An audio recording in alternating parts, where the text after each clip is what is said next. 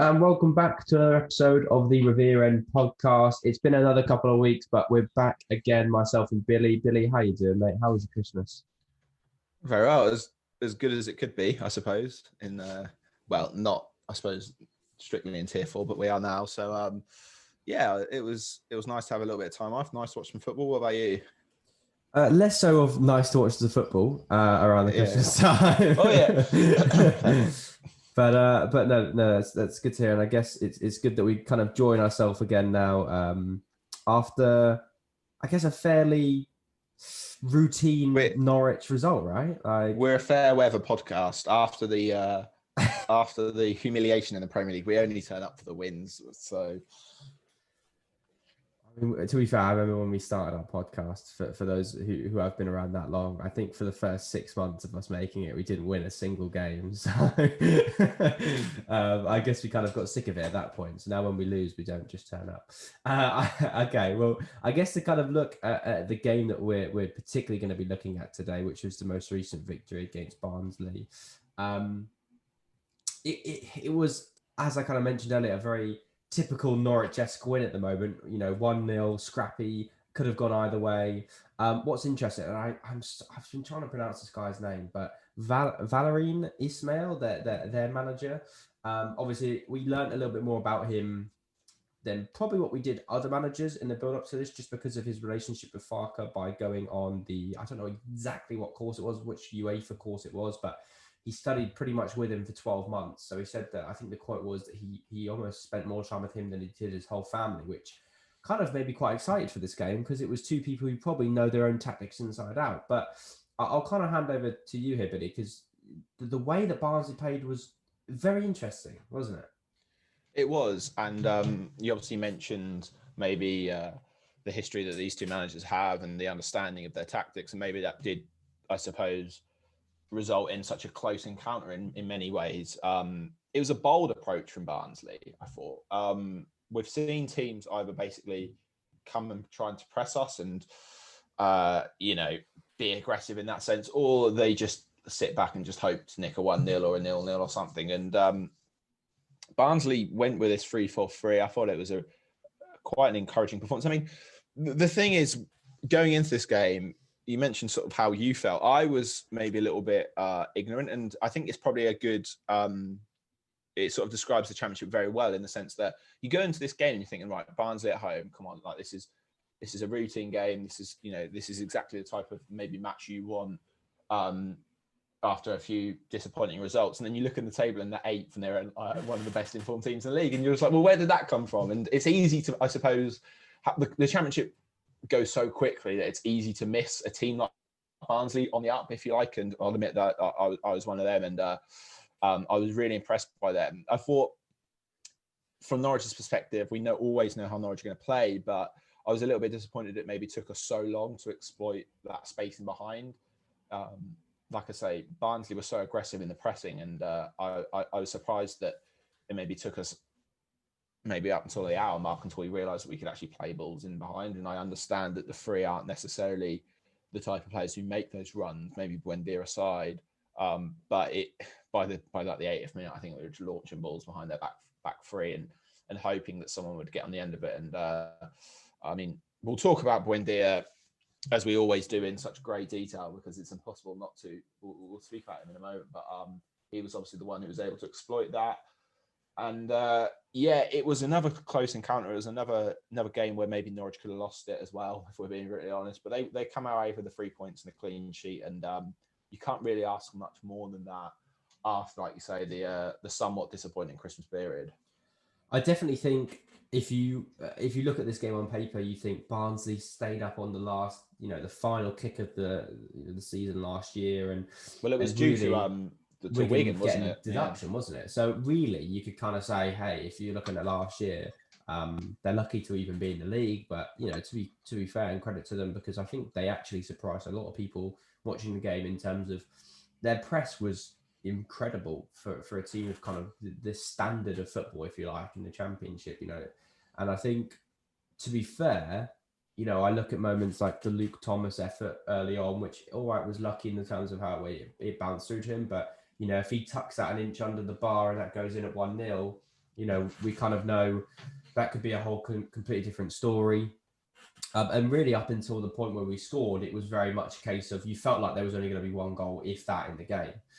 Um, I think definitely what was interesting is how long it took us to discover the easy kind of exploitation that we could do by getting in behind. I remember literally you text me saying, as we always do during the game, text me saying we just need to get the ball in behind.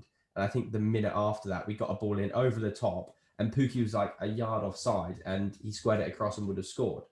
And it was kind of like point proven, and you felt like it was a shame we kind of didn't preempt that, because having someone like Promoshaf Poheta on instead of like Todd Cantwell would have probably been a fantastic way to approach this game. Not to say that Todd wasn't suited for that, but as in a player to kind of fit that getting in behind.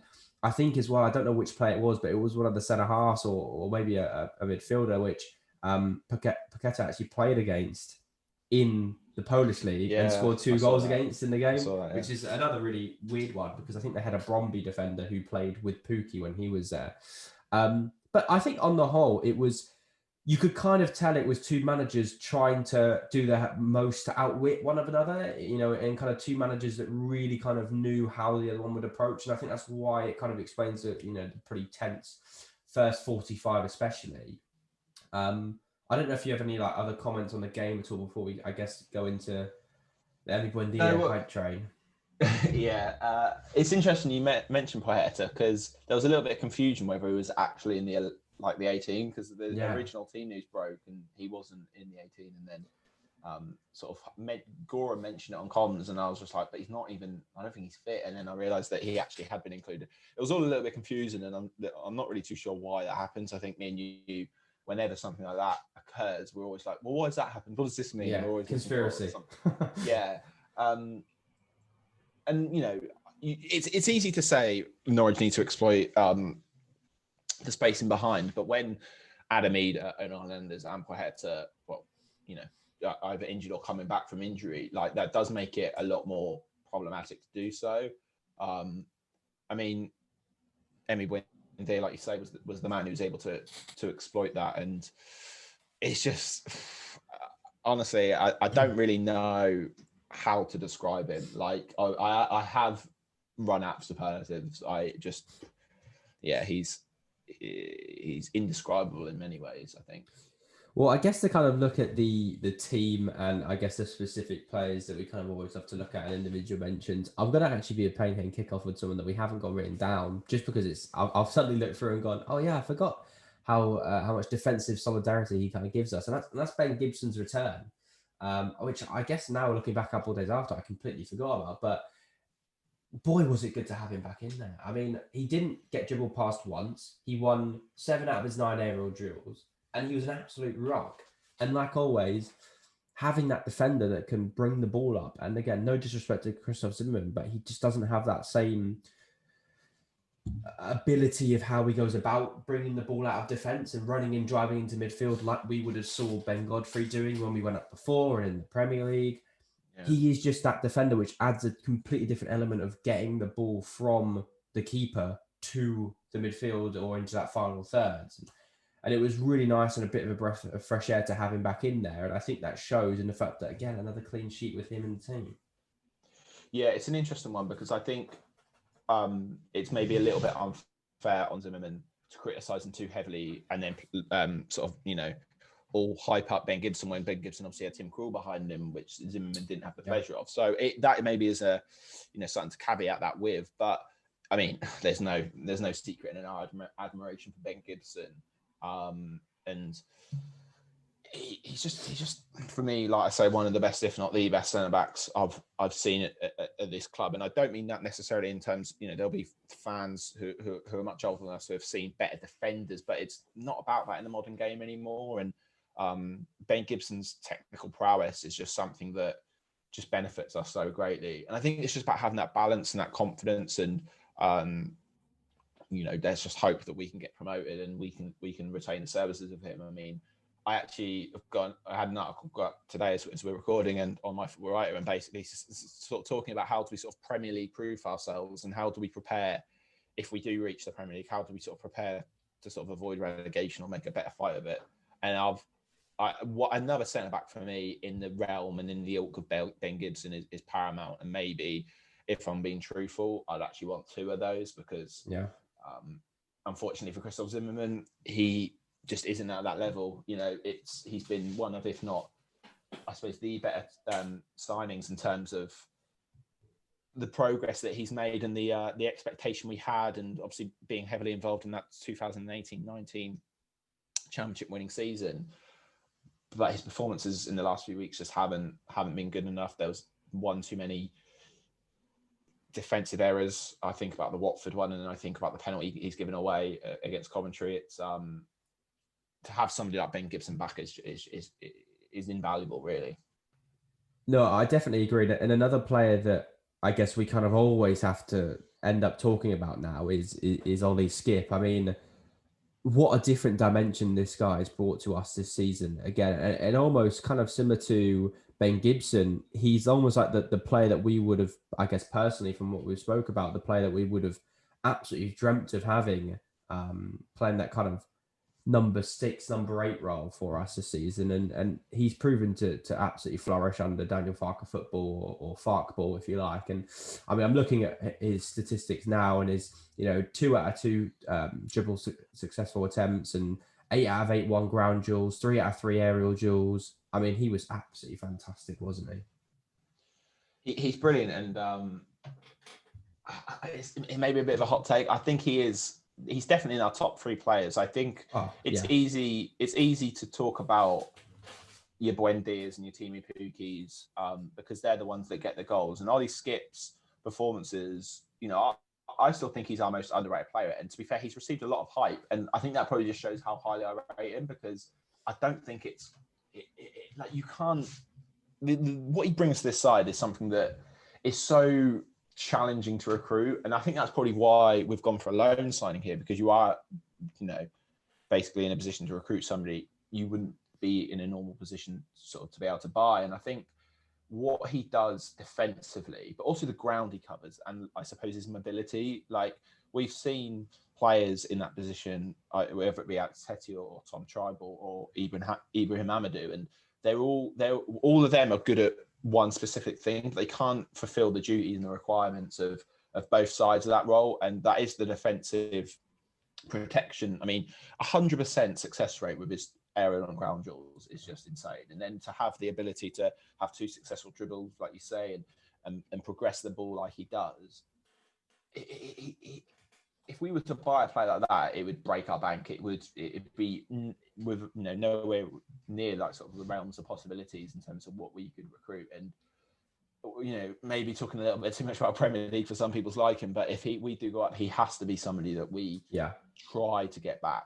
I mean, I think we might struggle even if we do go up, because if I'm a top 10 club in the Prem, I'm probably looking at him on loan, because I think what he brings is something that there's very few players in this country at the moment that can do that. I mean, you're talking about players like Declan Rice being touted with like £80 million moves or whatever, and I think with all due respect to Declan Rice, that's probably because basically there's not many players like him in the league, and I think Tottenham will be very happy with sort of how his loan has gone, considering let's not forget we were probably as excited for Skip as we were somebody like Patrick Roberts or Felix Pasleck in recent years, and we all know how those 2 loan moves out. So the fact that Ollie Skip has actually not only played well, but every single league game, every single minute, I think pretty much, like it couldn't have gone much better for him. And it probably, more importantly, puts us in a position to then next season, if it isn't Skip, which it might not be, then go look what we've done with a player like Ollie Skip and look at the opportunity we provided him. And it allows us maybe to have a little bit more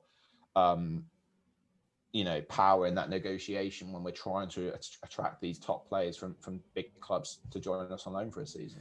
I think that's the only thing, right, is that it's such a shame with Ollie Skip that I look at a player like that and think back to the Premier League campaign, and I think, right, if we had a Ben Gibson and Ollie Skip, would this result have been completely different? And if we went up, if we had a player like Ollie Skip there, oh my God, how much of a difference that could make. Someone so young, so talented, at such a high ceiling, but also so disciplined defensively, but someone who can bring the ball forward. He's a modern day number 8 and number 6. He's absolutely perfect for that role. And I think it's almost a shame that we're kind of similar to what you could say for a lot of the players in this side in a way, is it's almost like, look, enjoy them while they're here, because not too long after that they could be gone. Like who knows, Ollie Skip might outweigh some of the other players we'll talk about today, with January coming up. But I think all you can do is hope, because there's no way financially of being able to afford a player like Ollie Skip, because I think Spurs are a team that they like to kind of promote from within, which is, we've seen in recent years with Harry Winks, or even defensive like Jeffer Tanganga and kind of players like that. And you feel like Ollie Skip kind of follows that mold, especially whilst Mourinho is there, because we kind of all know that he's a big fan of him. So it'll be interesting to see. But I think it is very much a case of, look, let's just enjoy him while he's wearing a Norwich shirt. It's a bit of a shame for us in a way that we'll probably never be able to go to the ground to see him play in a Norwich shirt, really, for most of us. But I don't think that takes away from the fact that I'm so impressed, because recently with our kind of more younger youth signings, I look back at Marcus Edwards, Patrick Roberts, who you mentioned, and players like that, apart from Angus Gunn, really. There has been a couple of years of lackluster loan moves. But I feel like this was a match made in heaven, really looking at it now, and then kind of hopefully he feels the same about that as well. I guess to kind of move past him slightly and look at the man between the sticks. Obviously, it is a real shame what happened to McGovern, because I don't think, as we kind of raved about him before, I don't think he deserved to lose his spot, in terms of, we didn't really want him to kind of have to rush Tim Krul back, and he was playing well. It didn't look much at the start when he kind of went down for that ball. Maybe like he tweaked something or cramped. That's what I kind of thought initially. But it's pretty serious. It's 3 to 4 months we're looking at. And not that he's a super old player, but when you start hitting your kind of mid to late 30s, these injuries that are, maybe 5-10 years ago would have been a couple of, maybe a month or so, or, it could progress to further than that. So hopefully for his sake, he can kind of come back to the same standards what he was playing at before. But it's definitely a blow for him. But I guess Tim Krul, it's nice to see him back. Maybe a little bit distribution wise, a little bit rusty occasionally. But I think, to be fair to him, not that he had a humongous amount to do, but just like Tim Krul always does, he gives you a solid 7-8 out of 10 every single week, doesn't he? Yeah, I think maybe this individual mention is more about those three goalkeepers in mention, like you say, Krul, McGovern and Barden, because I think the situation there is quite interesting. Obviously, you mentioned McGovern. I believe, if I'm not mistaken, he's out of contract in the summer. So yeah, if we'll ever actually see McGovern in the Norwich shirt, I think he's 36, isn't he? So unfortunately, I mean, if we're being brutally honest, that might well be the end of his Norwich City career. And even if he does sign a 1-year deal or something, it's more of an ambassador role, really, isn't it, than any sort of desire for him to play, especially if we're in the top flight. I felt a little bit sorry for Barden, and look, I do have a tendency to just want young players to play. And to be fair, like, I think when the McGovern injury happened, I texted you saying I can't help but be excited, because it just adds a little bit, doesn't it? Like, it's not good for Norwich, but it just spices up the match a little bit when you're watching it at home. And I felt a little bit bad for him. Obviously, his birthday, and I think he it would be interesting to see if he made that penalty save, Barden, if he would have that's the thing, started. Right? That penalty save would have been huge. That would have been huge, and I think, look, I don't know how highly they rate Barden, but for him to be in and around the first team is obviously a good thing. And then for Tim Krul to come back, not his best performance, not his worst by any stretch of the imagination. It was just a good, consistent game from Tim Krul. He'd done what you want him to do. Like you say, the distribution at times was iffy, but I think he still, nearly got an 80% pass success rate, which is fairly decent. I think just having him back in his aura. I mean, we can write stats down all we want, Alfie. There's so many intangibles to Tim Krul that we just can't even, highlight, because you can't really write down the impact he has on the team in numbers, because a lot of it is his leadership skills and his aura and just like the organisation he provides. And it's probably no coincidence rather that we've kept a clean sheet with him back in goal, because look, when he's fit, he's the best keeper in the league, and I don't think there's really much doubt about that anymore. Certainly goalkeeper in terms of his save ability, and I think in his shot stopping ability, and I think Farker in particular, we absolutely delight that he's back in the team now. I definitely agree with the point about Barden. I think you know, as much as I was like at the time, I remember when we kind of texted each other about that, it was very much, you know, that's a shame for McGovern, and you were kind of like, well, you know, it's not for Barden. I think it's nice to see with Barden because even if he's not playing, the fact that, and don't get me wrong, right, Michael McGovern and Tim Krul aren't the absolute top upper tier of goalkeepers. Maybe Tim Krul a bit more because he's kind of got that experience at a high level, even like a record holder in some areas for like most saves in the Premier League. Like he is a household name really, and but even with two goalkeepers like that, you know, you've got two very experienced internationals for most of their careers teaching this young lad who was playing, you know, fifth, sixth, seventh, eighth step of football, if he was out on loan. And I think obviously we've seen a lot of goalkeepers come through, and notoriously we've been kind of known for producing good goalkeepers. And before we kind of hit this surge of, I guess, talent in the last couple of years, really. But you know, I'm thinking about the likes of like Aston Oxborough, for example, and even to a degree Angus Gunn from a younger age, if you say that, if that counts. But I think even if he's not getting in the team now, it looks like he potentially could be lined up for that second spot if we don't re-sign McGovern next year, which will be interesting to see because, you know, I'll be completely honest, I had no idea who Daniel Barden was before Luton, you know, at the start of the season. And I think it's nice now because when he come on, I kind of went, look, I've only seen you play one game, but it's almost like, again, similar to kind of every other young player. It's like, look, if they've got faith in you, I've got faith in you because I know that they would never put you out here unless you are completely ready to play this game. So I do think that even if it's not his chance yet, I definitely think the future's looking bright for Barden because when you have two aging goalkeepers, that usually means that if that gives you a couple of years to get into that role, if you're the right keeper and you're ready, you've got that lined up for you.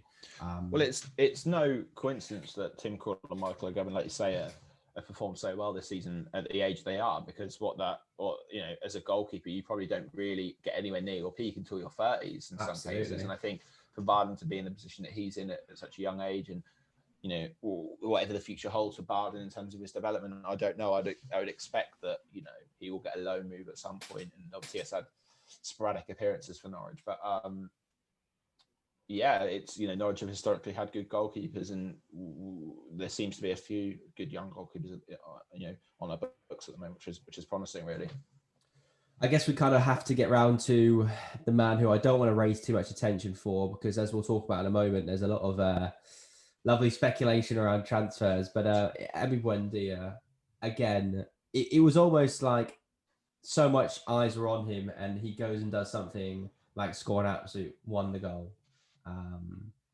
How fantastic was he? He was amazing, wasn't he? Yeah, like I mentioned earlier, words can't really describe him in many ways. I think usually with a player, certainly at this level, like there's a weakness to their game. I said before this season that there's a reason why Emi Buendia is in a Norwich City shirt when he got sent off, when he throws his arms up in the air. I think we're getting to that point now where I can't explain how Emi Buendia is still in the Norwich City shirt, and that is worrying. That is worrying because it is January. But how can we really, like, I pray we keep him, but when he's putting in performances like that, right? So let's just 10 ground duels, 6 successful dribbles, 4 accurate long balls, 3 key passes, 3 tackles, 2 aerial duels, 1 clearance, 1 tackle, and 1 gloriously taken goal. I mean, when a player is putting in an all-round performance like that, when not only is he so good at your attacking and offensive output, but is contributing so much defensively, it's like, how do you even put a price on a player like that? And you're right, there's a lot of transfer speculations sort of circulating, which we'll touch on in a moment. But I suppose in terms of that performance, whether it was because there was an Arsenal scout in, you know, watching in some capacity, I don't know. But yeah, I mean, I'm struggling to think of a more complete player to put on the Norwich City shirt in my lifetime as a fan. You know, I've always been adamant that Maddison was the one who was just head and shoulders above everyone. And you're looking at Buendia and what he's doing, impacting the whole 90 minutes of a game. And for me, yeah, he's the one, isn't he? He's a diamond. Like I say, he's indescribable in many ways. I think I always used to look at Buendia and Maddison as a kind of contribution and be like, look, well, Buendia's giving you the assist, the chance creation, but Maddison's giving you that goal contribution. And I feel like he always held that over him. And don't get me wrong, I still don't think Buendia is the goal scorer that James Maddison was. I don't think I'll see a kind of number 10 to that level of quality where they can bend one in from 30 yards so consistently. But he is now adding those goals to his games. You know, what is it, 6 goals and 7 assists in his last 16 appearances. That, I mean, it's a fantastic goal contribution, and all you got to do is look at the finish. I mean, he didn't once look at the keeper at all. He just watched the ball come across, and he just knew where it was. He knew where it was going, and the fact that you've got a player like that, which can, I mean, it kind of reminded me a way of the Bristol City goal. He can just create a goal out of nothing. You know, Norwich typically before last season with this season we've kind of changed the way we play. We'd never think of lumping a ball, you know, over the top of the defenders to a 5'6", 5'7" winger, but it almost is like it's proven a track record of kind of guaranteeing you a great opportunity, and if it falls to Buendia, most of the time a goal. And I think, like you say, it's getting to that point now where I think Webber will be licking his lips at the thought of, look, and I guess we kind of better talk about it. There is going to be some significant offers on the table, which I think will be very, very appealing to Norwich. And I think it's a really tough one because as a fan, you've got to think, look, I want to go back up to the Premier League for the financial aspect. Even if you say, look, you don't want to go up to the Premier League, I think it's silly because the money which that could do for this club, even if we go back down in a year's time, could keep us going and keep us really in that kind of that I guess being relevant in that top 20, in that top 26 that kind of Webber's talked about wanting to be in. But at the same time, you've got, I mean, I get it. And I know it's so much rumours and you hear so much with these Arsenal fans on Twitter because they're probably the worst club to listen to right now on Twitter. But, you know, the Independent reporting today that there could be a chance for us to get someone like Reece Nelson and cash for Emi Buendia. And the thought of someone like a Reece Nelson and 15 to 20 million for Buendia, I mean, you'd be absolutely insane not to say yes to that and snap their hand off. When you only outlaid about 1.5 to 2 million for Emi Buendia, you've got to be smart here and kind of capitalize on him while his price is high. Because if he now goes and has a horrific injury or plays awful until the summer, you've lost that maybe 40 million that you could have got for a player, and now you're only looking at 15 to 20 million. You know, and I think as much as it's hard to kind of see that with your Norwich tinted glasses, I think that is a very valid point that needs to be raised. Is that can we get a replacement in which can help us get up and also capitalize on the value of him? I don't know how you think about that, Bill, but I guess that's kind of how I'm trying to approach it right now. Yeah, I mean, the transfer speculation is interesting because you're never entirely sure what to believe. There seems to be a lot of substance to these Buendia to Arsenal rumours, and I don't think it's just a sort of flash in the pan. It does appear to be something that, you know, there is a reason for these rumours. By the sounds of it, they're not at advanced stages, and it is just sort of preliminary talks at the moment. But if this package of Reece Nelson or Chris Willock joining, I mean, personally, I think me and you are both in the same boat that we prefer Reece Nelson because we need more of that type of player. But like, if we get a fee for Buendia and Reece Nelson, I wouldn't be too disappointed. And it's probably hard for Norwich fans listening to accept that. And I completely understand if you really just wanted Buendia because he's just invaluable. But the potential Reece Nelson has is insane. And I don't look, is he going to come in and replace Buendia? No. But there is, especially with how valuable English players will be post-Brexit, that somebody like Reece Nelson just could shoot up and has the potential to exceed Buendia's value, I suppose. But absolutely, it's hard to it'd be hard to step in Buendia's way because, like I say, I do think we're at that point now where there's not really an argument to keep Buendia. I suppose that you could forward because he is just performing so well that Buendia shouldn't be playing in the Championship. There's just no debate about that at all. So to try and keep him here might be a tough ask. But look, if we keep him here, we get promoted. There's no debate about that. Maybe there's some debate if we sell him, what happens? I don't know. What I mean, the thing I'll say is historically under Stuart Webber, when we've sold a top player, we've never descended. We've never regressed. We've always benefited from that. Which is why I'd have faith that in some way, whilst, okay, you might not be able to see the evidence of the benefits of Buendia's sale on the pitch, I can almost guarantee you behind the scenes it will make such a difference and it will just strengthen us so much. And that it's tough because as a fan, you just want to see the best players on the pitch. You want to see your team winning, but there is I suppose, a thought process behind these types of transfers. And It sounds like Norwich valued when they're at 40 million, which for me would be a fair price because I think he is that good. I think he's that good. I mean, we've spoken about maybe 30 million being such a large sum of money. I think the way he's playing now, yeah, 40 million for me, and break that and smash that sort of championship record fee, I think. I think this huge thing is not only his value, but his value to us and his value to us in the situation we're in. You know, I completely agree with the thought process right now of a lot of Norwich fans of, look, if promotion's worth 200 million, he's worth 200 million because he's going to be the key. And although I agree with that, isn't it always is black and white? Is, look, we know we're going to get promoted very likely with him in the team. There is an element of personal growth, you know, from him. This could be the only chance that he gets to go up to the Premier League to a top 6 team like Arsenal, and I feel like you tend to see it a lot in players that come across, you know, South American foreign players, that they kind of, their only views of the Premier League are the big teams. And, you know, I'm sure when Buendia was growing up, he was probably watching the Thierry Henrys, etc., and the invincible teams, and Arsenal was probably a very big pull to something like that, even though they're not really in modern day, they're probably not the best team to go to right now. So I think you've also got to remember that kind of he'll probably have his own goals. And as much as I'd love to sit here and say, look at what we've given you, you're under contract till 2023-24. If he stays till the summer and we go up, we'll probably then go, how about staying this season? And then it's that kind of rolling on. So, you know, I trust Webber. I think he'll make the right decision. I don't think Buendia will put his parts on, because I think if he really wanted to do that, he would have done that and forced to move out before the season started. I do think he wants to be here and he's happy because he's playing well, the team's doing well. And I don't think any player will want to turn that down unless they feel like the opportunity is really going to benefit them.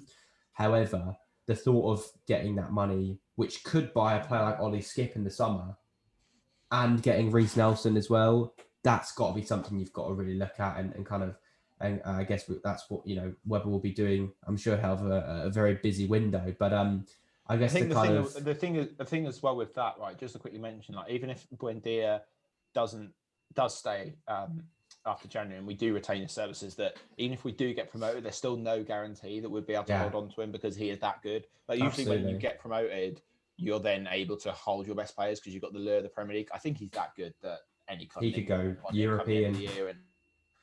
And you know, like you say, if you're looking at a 40 million package, however that comes, if that's with Reece Nelson or not, I think Norwich probably will be tempted to accept that, as hard as it will be to do, because he is just such a wonderful talent.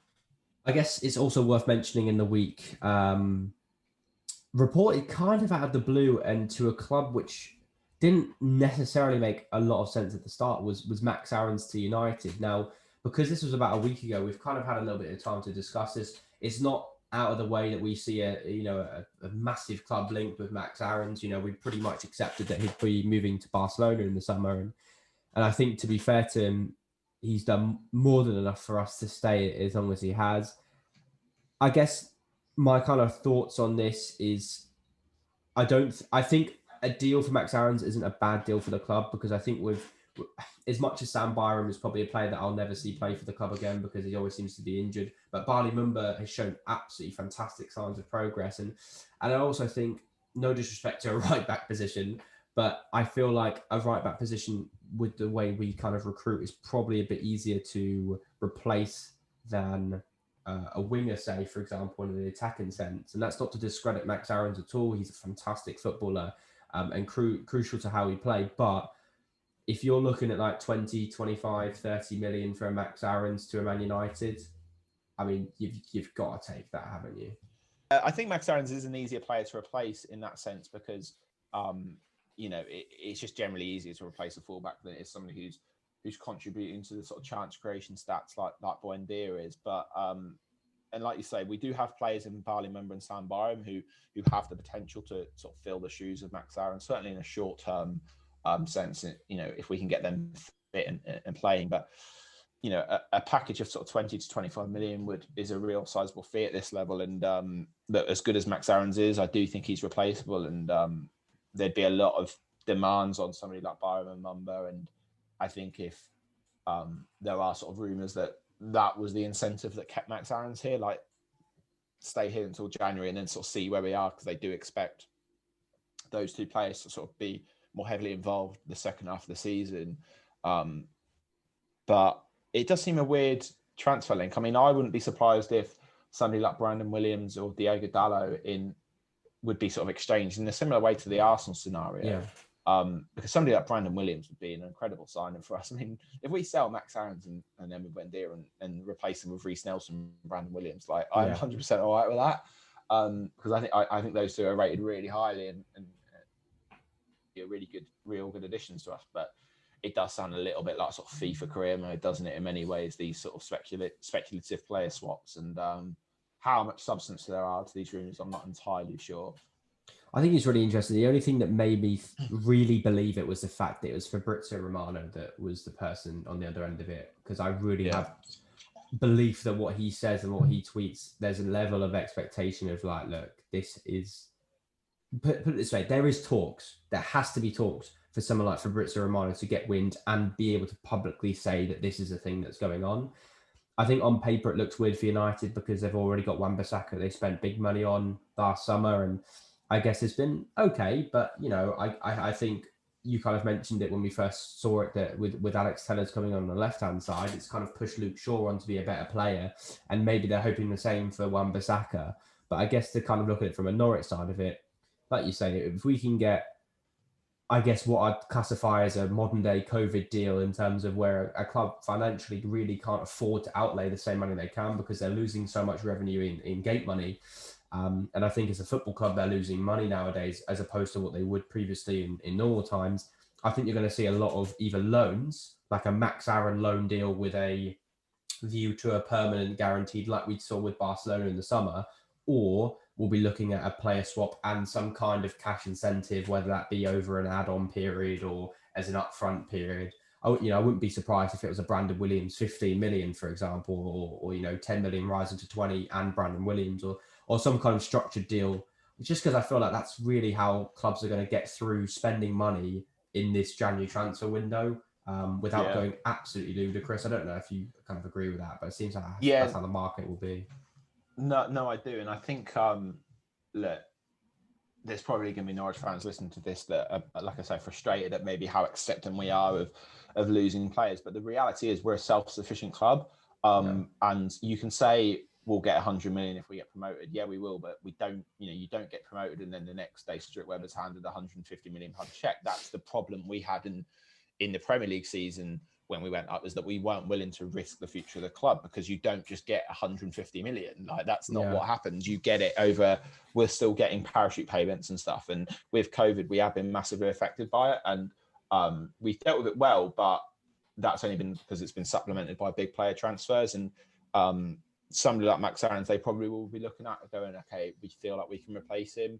And I think what me and you are just trying to do is look at it from if these two players do go, how do Norwich benefit it from the most? And because this is the way that we're run, and we don't have investors, and we don't have an owner who's going to pump millions into us. We have an owner who cares about our club and is the genuine fan. And I think I'm willing to accept that if it means you lose a player every now and then, because the stability is important than sort of anything else. And it'll be interesting to see how the deal is packaged, because like you say, COVID does affect it. But I think we're always just trying to look at how can Norwich benefit from this situation the most.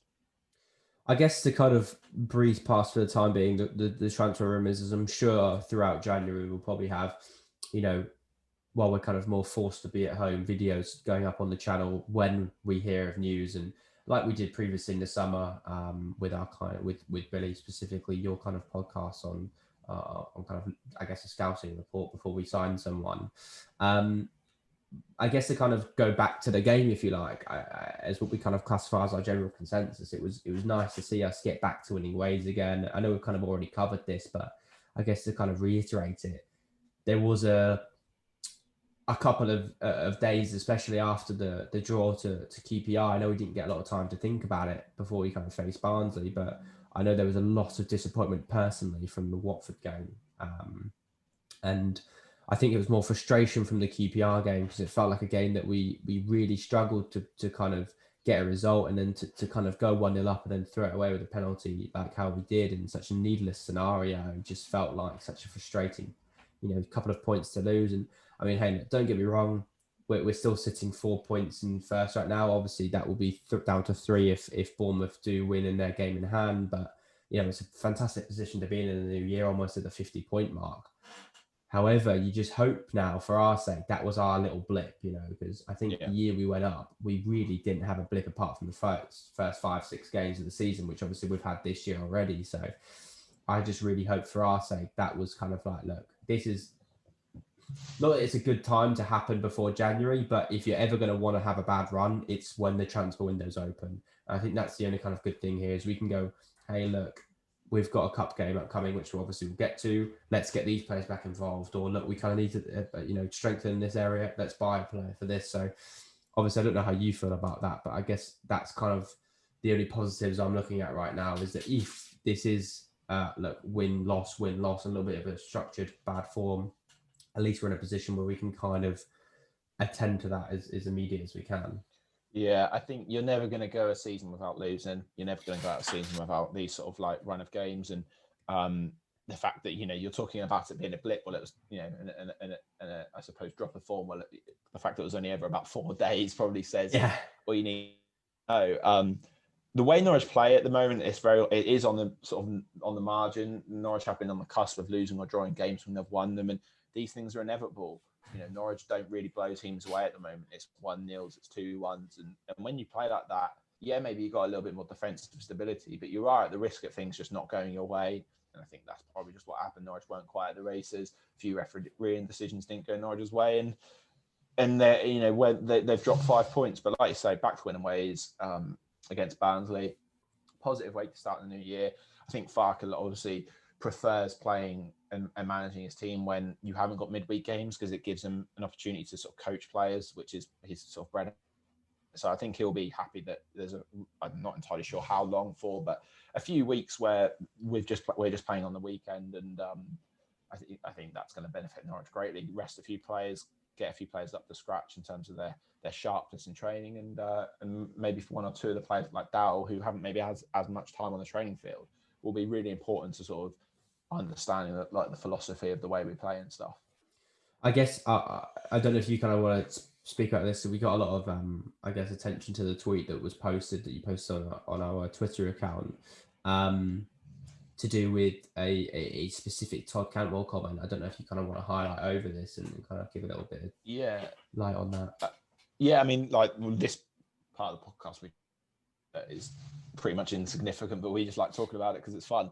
And I think this tweet or this comment I overheard, whoever done it, and it more, I suppose, symbolises my frustration with Norwich fans' attitude to Todd Cantwell. And like we've spoke about that a lot before, so I don't necessarily want to go over old ground because I think it's fairly obvious of how we feel about that.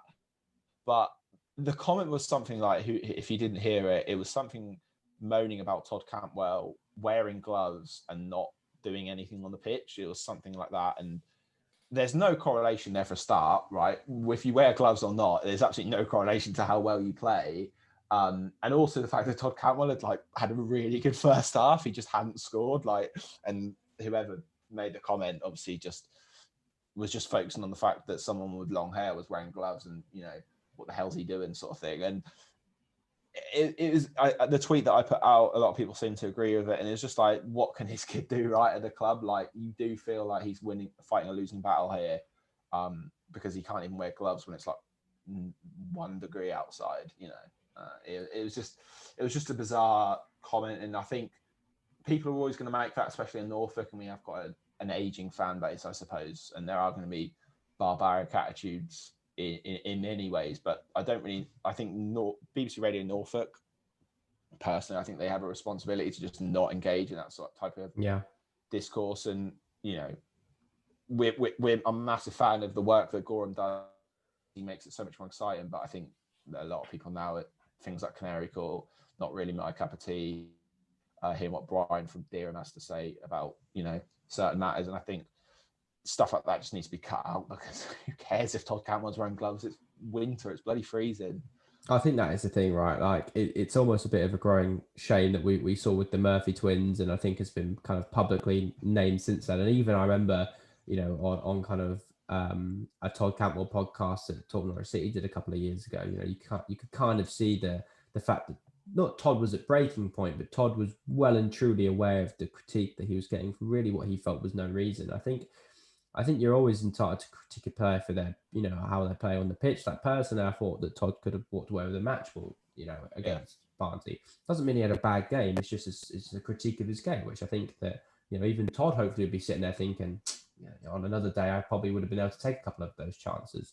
But I think it's just the needless comments and the kind of the very I guess old age attitude. And it's not to say that it's just people of a certain generation. It's just there's a certain kind of culture which is still created in the fan base, and it might be the minority, but I guess it feels like it's more highlighted that when we have a player that's specifically from the Norfolk area, they tend to just never be able to kind of impress the levels that they can. You know, I mean, if a player that we buy in like a Ben Godfrey or a Max Aarons that is still one of our own, but not directly from Norfolk, it feels like there's a lot of leeway as opposed to someone who is directly from Norfolk. It feels like we're just trying to push away from the club, which doesn't really make any sense. But yeah, you know, I guess it's one of those things, isn't it? Like you can't really train people to not want to be like that. It's just like you say, it's just not giving light to it and kind of ignoring it, which I think,